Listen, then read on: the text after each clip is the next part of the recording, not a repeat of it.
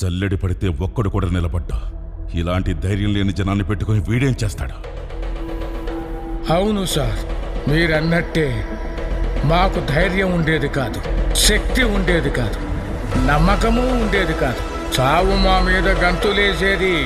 కానీ ఒకడు అడ్డం నిలబడ్డాడని వాడిని ఖాళీ ముందు తల నరికాడు కదా. ఆ రోజు చాలా సంవత్సరాల తర్వాత చావు మీద మేము గంతులేసాం. వాడు కత్తి విసిరిన వేగానికి ఒక గాలి పుట్టింది సార్. ఆ గాలి నరాతిలో ఉన్న ప్రతి ఒక్కరికి ఊపిరిచ్చింది.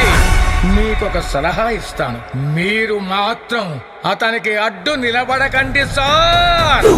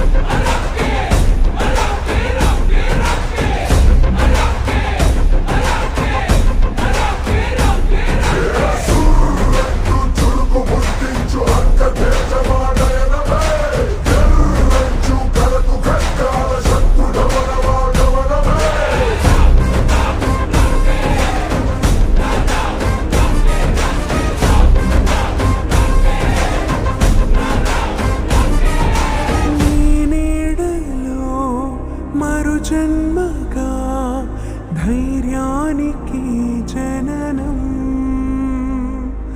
బిగి తప్పిన పిడికిళ్లకు నేర్పించరా జగ